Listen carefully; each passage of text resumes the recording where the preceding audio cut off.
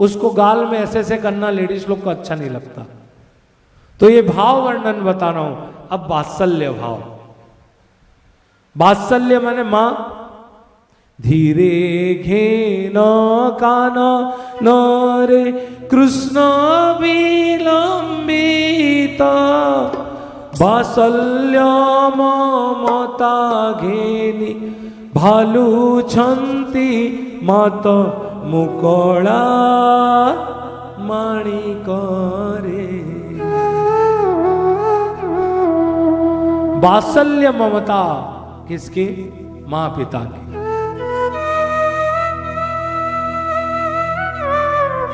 जब भगवान कारागार में प्रकट हुए तो चाहे कौशल्या हो, चाहे देवकी हो, चाहे वसुदेव हो, दोनों हाथ को जोड़कर चतुर्भुज भगवान श्री कृष्ण को प्रणाम किया।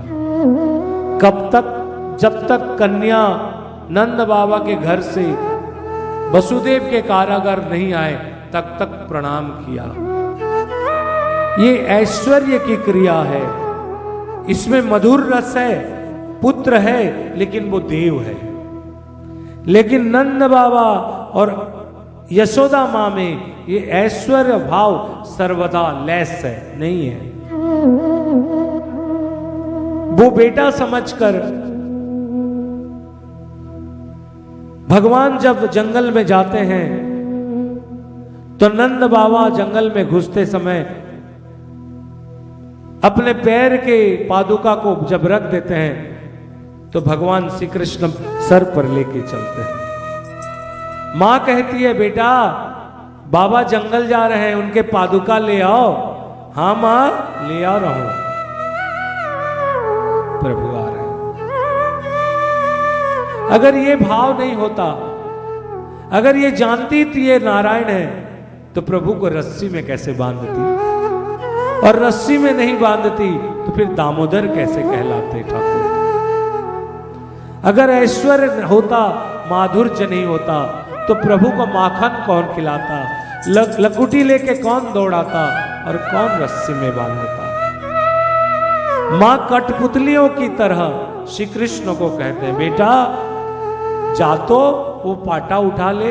उस समय पाटा शब्द था, पाटा नहीं था, पीढ़ा था। पीढ़ा लिया।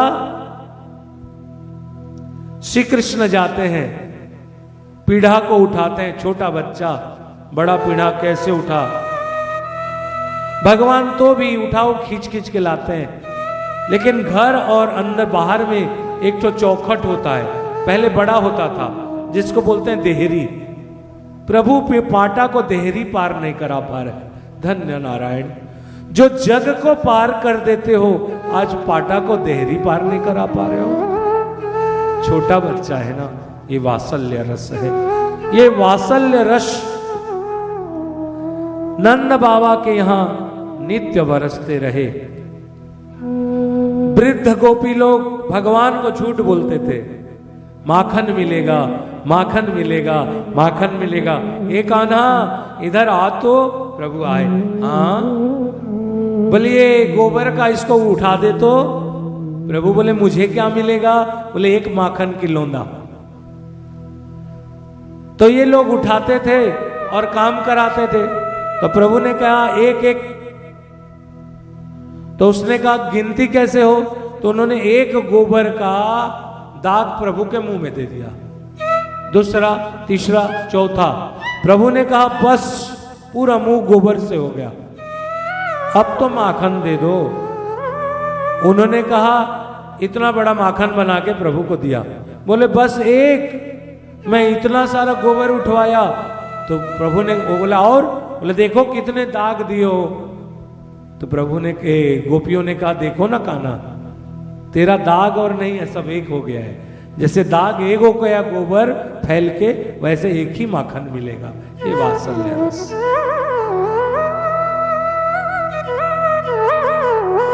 आज भगवान पाटा को उठा नहीं पा रहे, पीढ़ा को। लेकिन मां ने कहा, एक वृद्धा गोपी, कान्हा एक माखन मिलेगा, पीढ़ा को ले आ। तो प्रभु ने ऐसे उठा के पार कर दिया। बोलो सांचे दरबार की। जब पूतना का वध हुआ, एक थी पूतना जिसकी कोई पूतना, और पूत बनाने चली कृष्ण को पूत हो गई पूतना। जब भगवान के लाया गया तो सारे ब्राह्मणों को बुलाया गया, सारे ब्राह्मण ने स्वस्ति वाचन किया। गाय के पूंछ से भगवान श्री कृष्ण को झाड़ा गया, सरसों लाओ रे और इसका नजर उतारो बोल के उतारा गया, सरसों को अभिमंत्रित करके डाला गया, भगवान का काला काजल लगाया गया, टीका लगाया गया ठाकुर को। ये विशुद्ध वात्सल्य भाव है, जो वात्सल्य भाव केवल ब्रिज में ही प्रादुर्भूत हुआ है। जब कृष्ण इतने हठी थे, जब मां खिलाए तब खाए, अगर ना खिलाए तो नहीं खाते थे, रो पड़ते थे। ज्यादा दूध पिएंगी तो न कहीं बीमार पड़ जाए, इसलिए मां स्तन से उतार कर नीचे डाल देते थे। भगवान रोते थे, लेकिन मां को परवाह नहीं है, चिंता है कि अगर ज्यादा पिएगा तो बीमार पड़ जाएगा। जब भगवान ने दामोदर लीला किया तो उस समय काम, क्रोध, लोभ, भय, पलायन और बंधन, भगवान 6 प्रकार की लीला किया।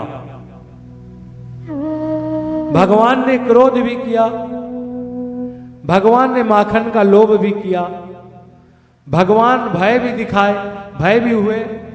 मैं नहीं माखन खायो री मैया मोरी, मां को देख के, लकुटी देख के भय किए। जब मां लकड़ी लेके आई तो भाग गए, पलायन, ये भी तो लीला है। और जब देखे कि मां थक गई तो रस्सी में बांध लिए, तो ये भी बंधन लीला है। तो भगवान जब दामोदर रूप में थे तो काम, क्रोध, लोभ, भय, पलायन और बंधन, ये 6 प्रकार के विकार है, इसका भी लीला किया। प्रभु ने ये लीला किया। आप लोग सब जानते हो, मां श्री कृष्ण को दूध पान करा रही है और चूल्हा पे दूध रखा हुआ है। आज दूध उफना, मां देखती है कि दूध उफन जाए, श्री कृष्ण को नीचे रख के। जब भगवान 8 साल थे तब दूध पी रहे थे। भगवान को नीचे रखा और जाके दूध देखने गए तो भगवान ने कहा, अच्छा, मैं कितना आराम से दूध पान कर रहा था और तुम जाके ये संसारक दूध को उसको देख रही हो। प्रभु वहां गए, धीरे से चुप से उठ के गए और मटकी में माखन रखा हुआ था, दूध रखा था, एक लाठी लेके मारते गए, फोड़ दिया सबको। और कुछ मक्खन लेके चले गए और बाहर में ले जाके बंदरों को खिलाने लगे। ये दृश्य देखा गया। सदगुरु आपके पास जब ब्रह्म चिंतन हो, आपके पास श्री कृष्ण रूपी आनंद देने वाला रस हो, तो आप संसार के रस में भागते हैं। और भगवान उसी समय कहता है, तू संसार के रस, इतने सारे दूध को बड़ा हो गया, जो मेरा सुख तू नहीं देखा। जितने संपत्ति था उसको डंडा मार के प्रभु और सारे दूध को तोड़ दिए। 2 किलो दूध के लिए 100 किलो दूध चला गया। जीवन में आप जो बचा के रखे हो मक्खन, आपकी संपत्ति, भगवान लेके बंदरों को खिला दिए। ये बंदर कौन है? आपके घर का बच्चा, परिवार, बाहर इधर। आप जो ईश्वरिक रास्ते का समय काट के जो मक्खन रखे हो, खा कौन रहा है? ये बंदर ही तो खा रहा है। बोल सांचे दरबार।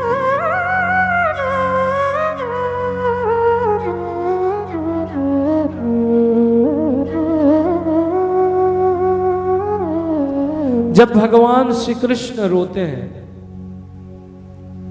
नीले मुखड़े पर भगवान का लगाया हुआ काजल भी पानी की तरह बहता है। लाल लाल बिंबा फल की तरह ओठ, नील स्वरूप पे काला बहता हुआ पानी, भगवान का कुंडल जो सोने का उसमें प्रकाश पड़ रहे, चमक रहे, तो प्रभु का मुख नीला, लाल, काला और गोल्डन कलर का चमक रहा है। ये सारे स्वरूप को जब भगवान का रस पान कर रहे गोपी लोग दूर में बैठ के, वृक्ष, लता, नदी, सरोवर सब में ये रस समाया हुआ है। अब एक रस का बात और करें, मधुर रस।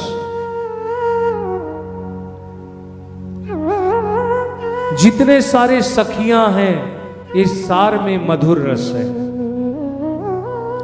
राधा, चंद्रावली, ललिता, विशाखा, बंसी का निनाद हुआ, बंसी बजा, या निनाद होता है, बंसी बजता है। आज भी बंसी बजता है। जब जीवन में प्रेम की पाने का, श्री कृष्ण रूपी प्रेम को पाने का तीव्र कामना हो जाए, पहले, सबसे पहले विजय भैया भगवान का प्रेम पाने के लिए मनुष्य के हृदय में तीव्र, और हृदय में तीव्र प्रेम जागत हो भक्त का, फिर भगवान कृपा करते हैं। जब प्रेमी भक्त तीव्र सेवा करता है, प्रेमी भक्त के मन में सेवा करने का तीव्र आकांक्षा उदय होता है, तब भगवत विग्रह जो है, जो निरीह है, जो निरपेक्ष है, जो इच्छा रहित है, वो बंसी बजाता है। भगवान का बंसी बजाने का कोई इच्छा नहीं है, लेकिन जब प्रेमी चाहता है, आज आप लोग चाहे तब तो बिनानी में प्रेम बंसी बज रहा है। अगर आप लोग की इच्छा नहीं होती तो क्या बजता? तो भक्त जब चाहता है, सेवा करने का मन बनाता है, तब बंसी बजता है। जब मिलन की तीव्र इच्छा होती है, जब सेवा का इच्छा होता है, रंतुम, एक शब्द आया है रंतुम, दैट मीन्स रंतुम। प्रभु ने तब मन निर्माण किया जब चित्त में मिलन की तीव्र इच्छा हुई।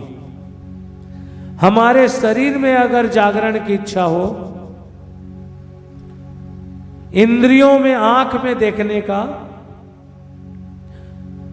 मन में, बुद्धि में, जब अपने चित्त में बंसी बजेगा, कैसे बजेगा? पहले दिन ऐसा होगा, वो आएंगे तो ऐसा होगा, वो रहेंगे तो ऐसा होगा। जब चित्त में सेवा का इच्छा होगा, तब बंसी बजेगा। जब मन में सेवा का इच्छा ना हो, तब तो थाली सही नहीं आती। चित्त में सेवा की इच्छा करना है, श्री कृष्ण के पास मिलन के परम व्याकुलता पैदा करना है, जनरल नहीं, परम व्याकुलता। तब आनंद घन, प्रेम घन विग्रह, रसराज शिरोमणि, ब्रजेंद्र नंदन, जब शरद काल, ये समय था दशहरे का समय, शरद काल का समय, एक बार श्री कृष्ण वन के शोभा देखने के लिए गए। जब भगवान वन में भ्रमण करने के लिए प्रवृत्त हुए, तब जाके भगवान एक जगह कर बैठकर गोप लोगों के साथ चारों तरफ पक्षियों का कलरव सुनते हुए, पक्षियों, नदियों, मेघों और सब प्रकृति के साथ प्रभु ने मुरली का नाद किया, वेणु का नाद किया। देखिए, उस समय सब अपने अपने घर में बैठकर भी बंसी सुन पाए थे।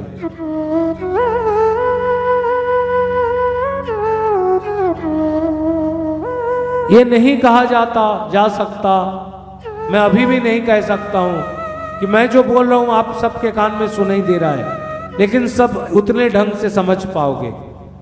वैसे ब्रज में क्या सब जगह ये बंसी सुनाई दिया, लेकिन जिसका जितनी कैपेसिटी वो उतनी सुना। लेकिन जो सुना वो सब बस में हो गए, सब अपने चित्त को खो गए। चित्त चोर ने अपने बांसुरी से सबके चित्त को हरण कर लिया।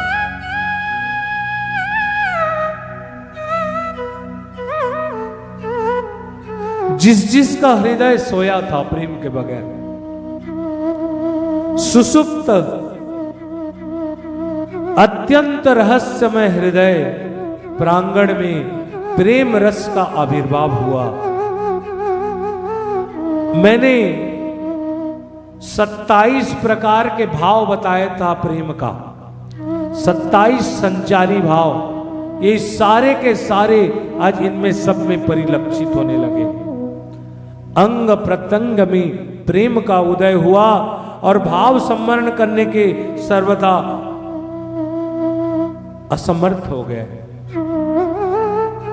अगर मैं यहां बोलूं पुरुष लोग अपने दुपट्टा से सर में लो तो कौन कौन लेगा?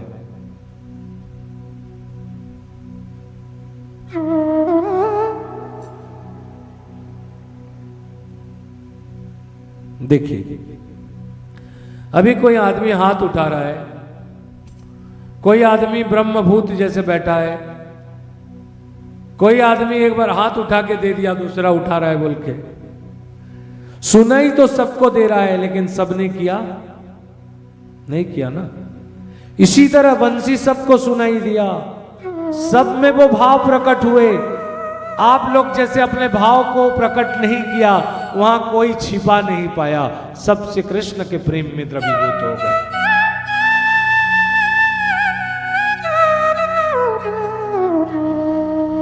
सबसे पहले बता रहा हूं, जिसको श्री कृष्ण में प्रेम है, पहला श्री कृष्ण को जिसमें अनुराग है, बंसी रब जब कान में उसके द्वारा, कान के द्वारा हृदय में प्रविष्ट होता है। अभी कोई आया, कोई दूसरे बाबा का चेला है, इधर है उधर है, उसे कृष्ण से कोई लेना देना नहीं है, तो बैठ के क्या करेगा यहां?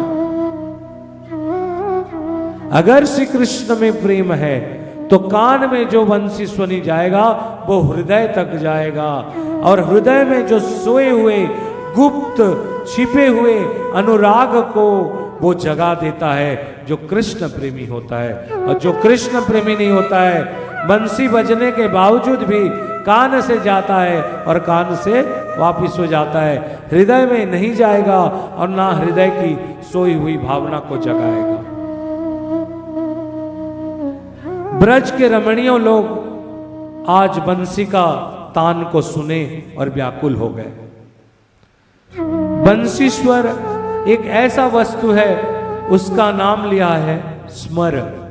बोलिए, बंसी का एक नाम है स्मर। स्मर का लौकिक अर्थ है काम।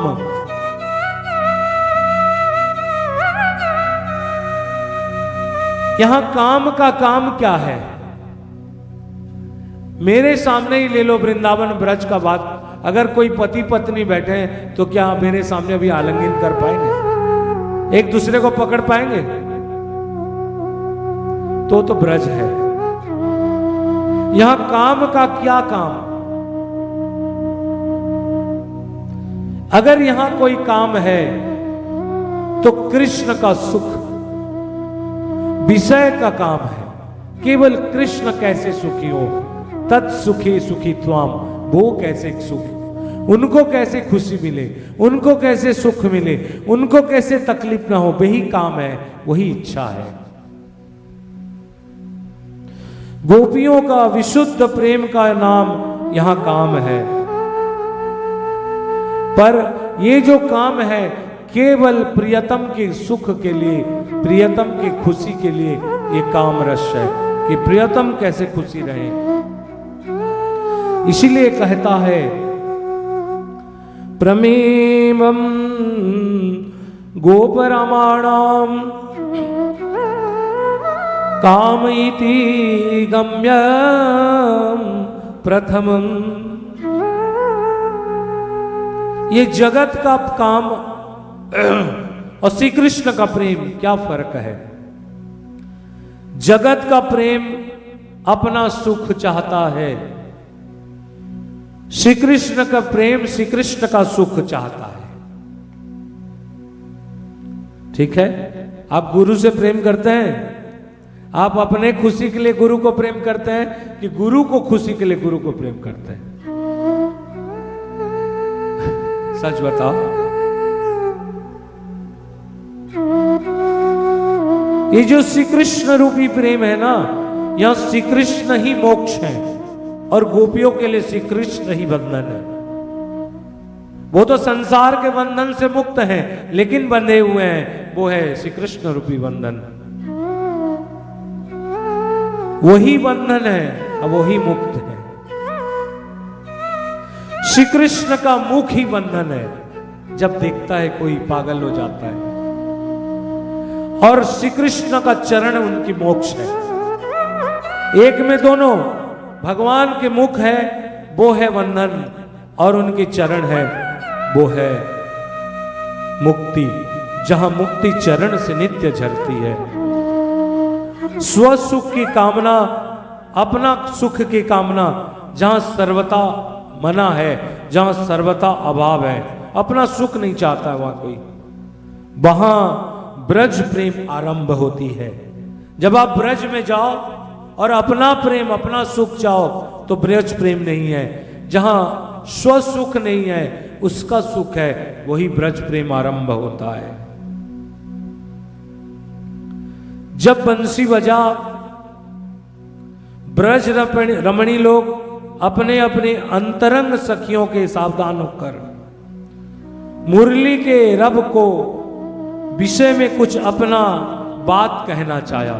सखी सुन रही है ना, तुझे सुनाई देता है?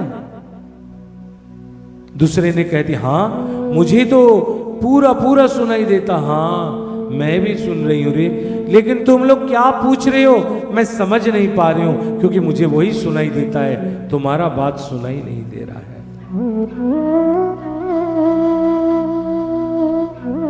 27 के बाद जो 33 प्रकार के संचारी भाव है भक्ति का, ये गोपियों के पास प्रत्यक्ष रूप में निदर्शन हो रहा है, माने दिखाई जा रहा है। स्वेद, प्रकंप, मूर्छा, अश्रु इत्यादि जितने प्रकार के भाव हैं, गुस्सा करना, आलिंगन करना, नाचना, बैठ जाना, निस्तब्ध, निश्चंद, हृदय रुक जाना, गति, बाक बंद हो जाना, एक टक देखते रहना, कान में और कुछ ना सुनना, कौन पीछे बैठा है, कौन स्पर्श किया, आंख के सामने दृश्य रहकर भी दृश्य का ना देखना, ये सब प्रेम का भाव है।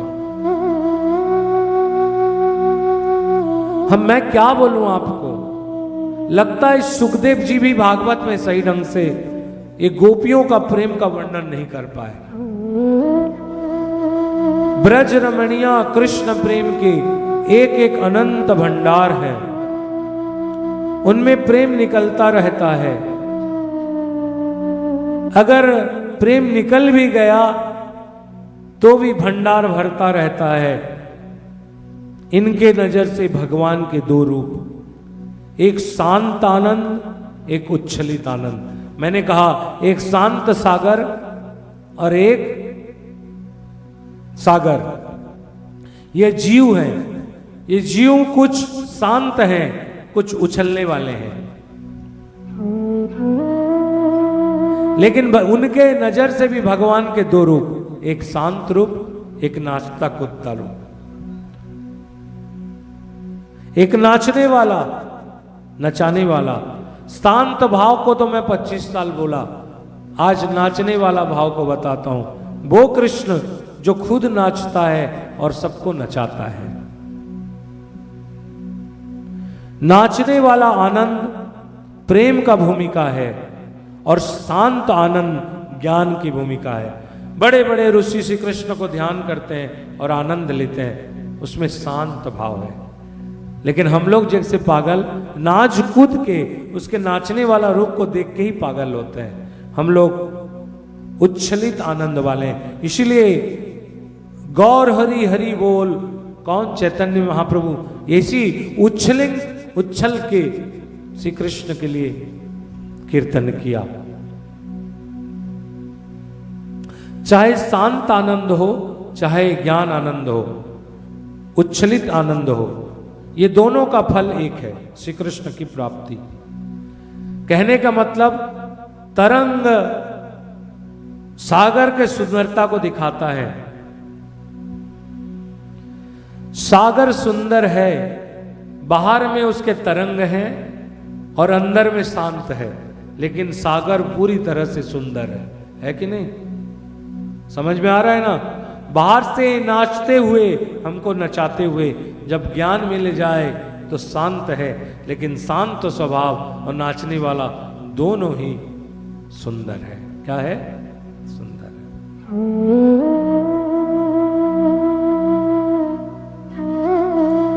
जैसे सागर सुंदर है, वैसे ब्रज रमणियों का प्रेमवती गोपारमणाम, इनके अंतःकरण में जिसका जैसा ज्ञान है, कोई शांत है तो शांत कृष्ण को देख रहा है, और कोई नाचने वाला है तो नाचने वाला से कृष्ण को देख रहा है। ये जो अंदर की भाव है,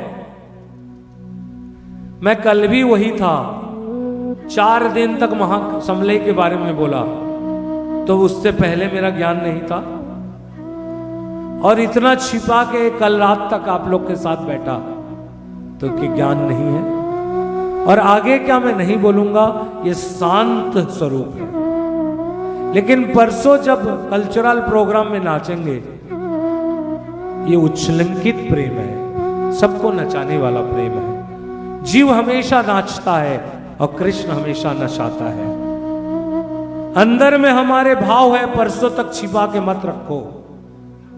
बंसी सीधा बनो, टेढ़ा मत, गांठ मत रखो कि मैं ये हूं, मैं वो हूं, मेरा पैर थिरकेगा नहीं।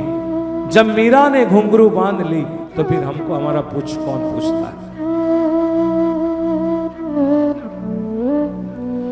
सारे भाव जब प्रकट हुए गोपियों में, छिपाना तो चाहे लेकिन अंदर का बात को छिपा नहीं पाए।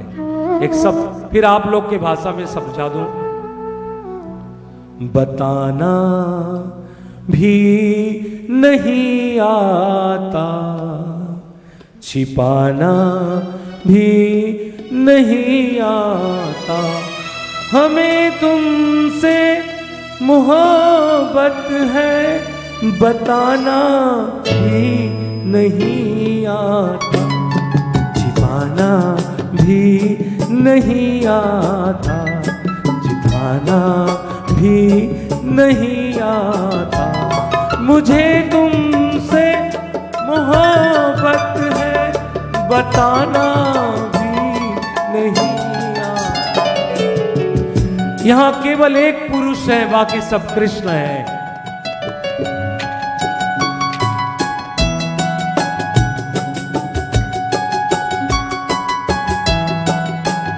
सबके हृदय में श्री कृष्ण के भाव हैं।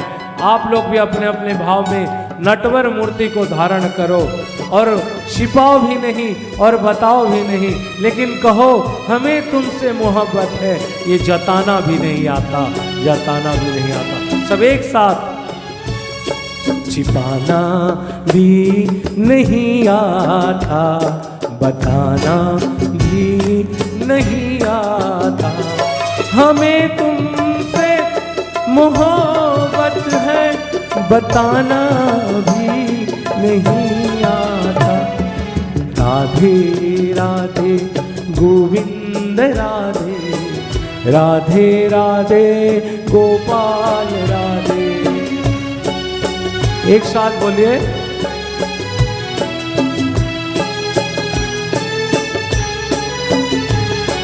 राधे राधे गोविंद राधे, राधे राधे गोपाल राधे।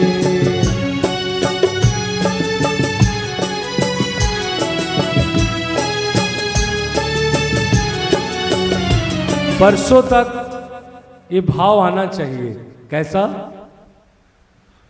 बताना भी नहीं आता। और इसी को तो संस्कृत में कहा गया ना, मंत्रहीनम क्रियाहीनम भक्तिहीनम सुरेश्वरी। छिपाना भी नहीं आता। हे प्रभु, आप तो अंतर्यामी हो, कहां से छिपाएं? हमें तुमसे मोहब्बत है कि नहीं, ये आप लोग बोलोगे और फिर मैं बोलूंगा बताना भी नहीं आता, छिपाना भी नहीं आता। हमें तुमसे मोहब्बत है, बताना